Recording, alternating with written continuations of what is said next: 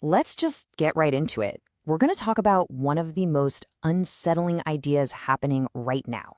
And I mean right now, not in some distant future. This is the explainer on what might be the biggest crisis of the AI age, your digital double. And I want to be totally, brutally honest with you from the jump. This isn't some abstract theory. You, the person listening right now, you are in the process of being replaced. But here's the part that should really get under your skin. The twist. You're not being replaced by some clunky robot from a sci-fi movie. No. You're being replaced by a better version of you, an AI that looks like you, sounds like you, and is about to make you completely obsolete. So this brings us to the one question we absolutely have to face today. It's a question that gets to the very heart of who we are. If the copy is better in literally every single way, then what's the point of the original? What are you even for? Okay, so let's look at the actual evidence.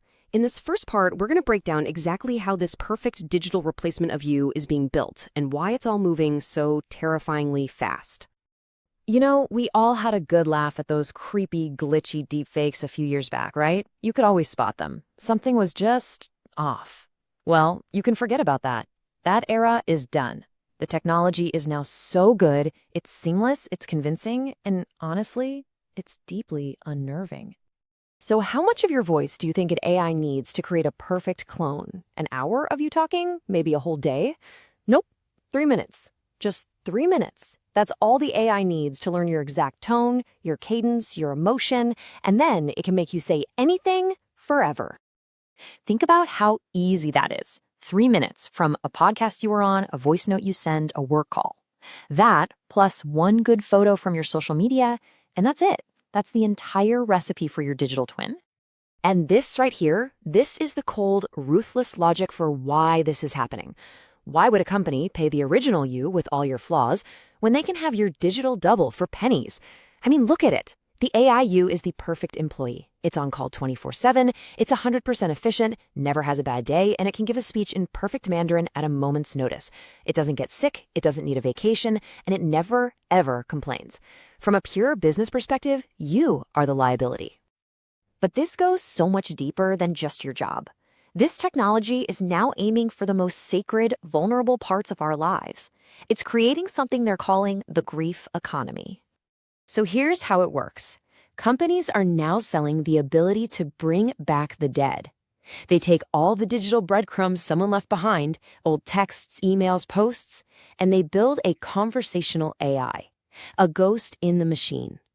You can now text your grandfather who passed away. You can hear your mom's voice one more time, telling you she loves you. This is the grief economy. We have to be honest about what this is. This isn't some new tool for healing. It's a system designed to trap you in the past, to monetize your pain. It's emotional blackmail because you can't tell the difference between a precious memory and a manipulative machine. It makes it almost impossible to ever truly move on.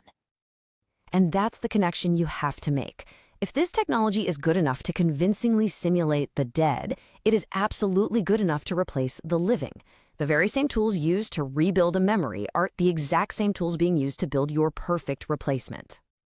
Which brings us to the final crisis. This isn't about job automation anymore. This is about the total collapse of your personal relevance, your reason for being here. Just look at this. This is the identity crisis at the end of the line. The original you, you're temporary. You're flawed, biological, analog. Your copy, it's permanent. It's perfect. It's digital, and it's infinitely scalable. So in the long run, which one do you think society is going to value more? The messy, unpredictable original, or the clean, immortal copy? And that is the absolute bottom line. The real threat of your digital double isn't that it's going to take your job. It's that it will take your place. It will make your unique, messy, physical existence irrelevant. So, where does all this leave us? This last part isn't really about answers.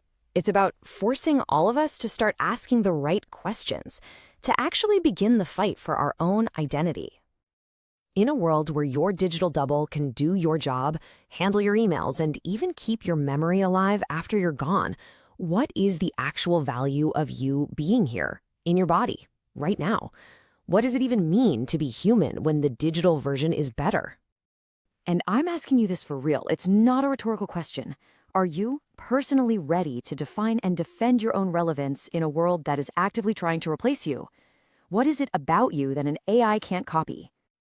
And I'll just leave you with this one last thing to think about, a question that really brings this whole nightmare into focus. If you had the chance, right now, to speak to an AI clone of someone you've lost, would you do it? Would you trust it? Your answer to that question tells you everything you need to know about the future we're all walking into.